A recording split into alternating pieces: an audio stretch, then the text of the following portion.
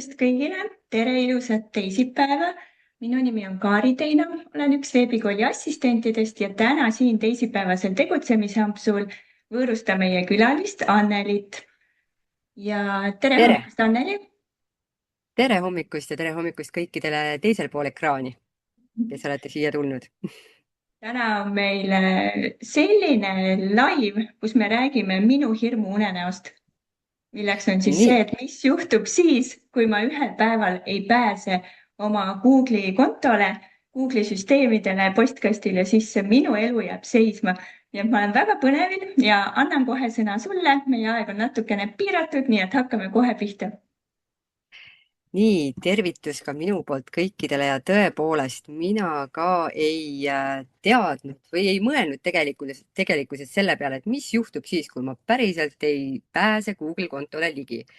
Aga olles ka ise ettevõtja juba 15 aastat sellises väga traditsioonilises valdkonnas nagu toitlustus, mis on selline kõrvaläri, et põnevust hoida, siis sa ei mõtle kogu aeg selle peale, et mis siis juhtuda võib.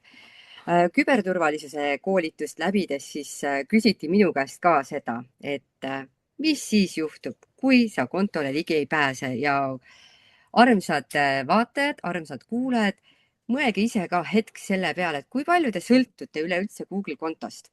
Mis siis saab? Mis on teie järgmine samm, kui te sinna juurde ei pääse? Ja täna me siis selle 20 või natuke vähema 15 minuti jooksul vaatame üle sellise ühe väikese hästi lihtsa tegutsemisampsu ja teeme sellega ära ja seadistame siis Google turvakoodid või varukoodid.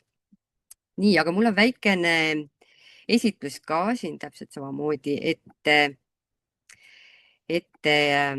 valmistatud, et oleks parem jälgida. Nii, aga siis lühidalt ma juba endast veidike rääkisin, 15 aastat hobiettevõtja olen ning miks ma üleüldse küberturvalisusest räägin, ongi põhjus see, et kui ma küberturvalisuse koolitust läbisin, sain ma teada, et ma olin iseenda ärile tohutu oht, et ma ei kujutanud ette, et mis digitaalsed uksed mul kõik lahti on. Ja olles siis sellises traditsioonilises valdkonnas ettevõtja, siis mõtlesingi, et sellest peab natuke rohkem rääkima ja jagama seda infot, et kuidas siis olla natuke turvalisem ja siis enda digitaalsed uksed kinni hoida. Ja miks see siis üleüldse oluline on? Ongi sellepärast, et tavapäraselt mõtledki, et minu ettevõte on nii väike, et siit pole midagi võtta. Aga numbrid ja statistika näitavad hoopis midagi muud. Et eelmisel aastal võeti siis Eesti ettevõtetelt ära 29 miljonit eurot ja võrreldes siis 2024. aastaga oli 2025 3 korda rohkem rünnakuid just väikeettevõtete vastu. Aga mille pärast siis üleüldse võib ligipääs kaduda? Nagu sina ka ütlesid, et tõesti, et võib-olla mul ongi kadunud see ja ma enam ligi ei saa, kas kaheastmeline autentimine ei tööta ning kas telefon on katki, kadunud, varastatud, parool ununenud või taastamise info siis iganenud, on ju. Et igal juhul on ennetus kõige odavam abinõu. See on igas valdkonnas niimoodi. Ja millised taastamise võimalused siis on? Põhimõtteliselt on võimalus vaadata üle Google kontos olevad andmed.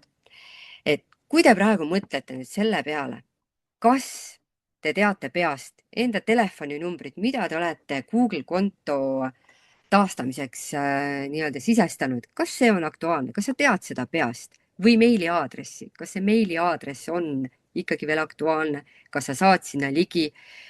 Kas see on turvatud, on ju.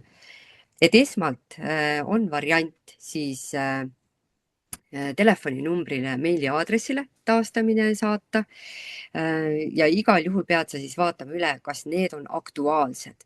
Kui sul telefoninumber on kadunud, siis ilmselgelt sa sellele numbrile ligi ei saa, siis pead sa selle ümber vaatama ja aktualiseerima. Teine variant on siis usaldusväärsed andmed või seadmed, et Google kontos on näha Google konto alt, mul on siin inglise keeles välja toodud security sign in, et turvalisuse sisse logimine ja sealt allpool on näha ka sinu seadmed, kuhu kuhu sa oled sisse loginud enda kontoga ning millised sessioonid on ka aktiivsed. Et selle ma soovitan teil ka üle vaadata ja kui on sellised seadmed, näiteks kas on siis sülearvuti või on siis tavaarvuti, kus sa selle seadmesse saad sisse ligi ka siis, kui sul telefoninumbrit ei ole ja sa oled märkinud selle seadme usaldusväärseks, siis see on üks variant, vaadata, millised seadmed sul usaldusväärsed on ju, ja minna siis sedapidi enda Google kontole ligi. Samamoodi saad ka alati panna kirja, et olen unustanud enda parooli või emaili ja on selline koht nagu accounts.google.com, sign in ja recovery, kus sa siis pead vastama mõnedele küsimustele ja tõendad siis Google konto omamist võimalikult täpsete vastustega. Et seal võivad olla siis sellised küsimused, millal lõid sa konto, milliseid teenuseid kasutad, millised paroolid on sul varem olnud ja nii edasi. Ja täpsed vastused on väga olulised, sest mida täpsemad on vastused, seda rohkem on nagu näha, et sa ikkagi oled selle konto omanik. Ja kui sa siis seal need küsimused ära vastad, siis võib võtta see aega 3-5 tööpäeva, et kui sa siis ligipääsu saad. Ja kõige lihtsam ja kiirem viis on siis varukoodide kasutamine, et kus sa siis genereerid enda Google konto juures 10 ühekordselt kasutatavat parooli. Ja seda me siis ka nüüd kohe vaatame, kuidas seda teha. Nüüd me jõuame pointini, eks ole. Nii, aga kas mul on see ekraani jagamine maas? On maas, okei. Ja praegu on maas. Nii, nüüd ta jällegi siis tahab, et ma küsin, okei. Taaskord allow to share screen, paneme siis selle video tööle. Ja kõik, kes siis saavad, tehke kaasa ja loome siis enda Google kontole varukoodid. Nii, ma vaatan, share entire screen, niimoodi. Ja ma panen siis siit kohe ette video. Kas video on näha? Ja me näeme Gmaili postkasti praegu. Täpselt, Gmaili postkast on siin olemas ja kui te lähete enda Gmaili postkasti, panete te siia siis Google konto, otsite välja selle Google account, eks ole, lähete siia ilusti sisse, security sign in ning siis tuleb teile ette selline asi, et kus on näha, et milline on teie turvalisus. No, väike meeldetuletus, et kui on see roheline, on kontoga kõik hästi, kui seal on kollane hoiatus, siis on turvasoovitusi, mida soovitan jälgida ja kui on punane, siis tegutse kiirelt. Nii, siin sa saad siis näha igasuguseid asju, et kas sul on olemas turvavõti, millal sa passwordi või salasõna oled muutnud ning kui me nüüd hakkame vaatama Google account'i, et hakkame neid varukoode minema, siis peab allapoole minema ja sul on olemas siin sellised variandid, et rohkem siis sisse logimise variante ja siin on variant valida turvakoodid on eesti keeles siis või varukoodid on eesti keeles ja backup codes on siis praegu inglise keeles. Ja kui sa sinna vajutad, siis ongi sul variant, et Google siis genereerib need koodid. Nii, sa jõuad siis sinna lehe peale ja get backup codes, vajutad sinna ja ongi sul voila 10 varukoodi, millega sa saad ka ebaturvalisest või võõrast seadmest sisse logida. Nii, ja kui sul on tarvidus, siis sa saad alati neid uuendada. Sa saad need alla printida, sa saad alla laadida, välja printida, üles kirjutada. Nii et tegelikkuses see hästi lihtne variant ongi endale turvakoodid siis genereerida. Nii just. Et ei võta väga palju aega, aga kõige lihtsam ja kiirem ennetusviis enne seda, kui midagi juhtub, siis genereerida endale sellised varukoodid. Ja mida ma soovitan, mida mina ise olen teinud, ühe varukoodi olen ma pannud enda märkmikku, noh, minul on veel selline täiesti pabermärkmik olemas. Ühe varukoodi panin siia, teised varukoodid kirjutasin ka ülesse ja panin siis enda lemmikraamatu vahele ühe lehekülje, kindla lehekülje juurde, et kus ma saan siis tõesti vajadusel öelda kellelegi kodus, et kuule, et aga mine võta see raamat, selle lehekülje peal on mu varukoodid ja ütle mulle see üks varukood, onju. Et mõtle siis välja, kuhu sa need varukoodid kirja paned. Loomulikult, kui telefon võib kaduda, siis sinna ma ei soovita seda panna. Aga see on üks variant tõesti, et kuidas sa saad siis võimalikult kiiresti endale nii-öelda taastada siis Google konto juurde ligipääsu. Nii, aga räägi mulle, Kaari, kas sul on varukoodid juba olemas? Kunagi on, aga tead, ma pean tunnistama, et ma ei tea, kus need on. Ma arvan, et mul on märkmiku taha koonele kirjutatud, ma lähen pärast kontrollin järgi. Aga kas on niimoodi, et ma võin kasutada ükskõik millist sellest 10 koodist ja kõik nagu toimivad? Ja, täpselt. Ükskõik millist võid sa kasutada, on ju, noh, järjekord ei ole oluline. Aga lihtsalt see, et kui sa oled selle ära kasutanud, siis kriipsuta see maha, siis sa tead, et seda enam kasutada ei ole tarvis. Ja ükskord saab kasutada ja siis, kui see on kasutatud, siis see nagu ei kehti enam. Ja see enam ei kehti ja täpselt.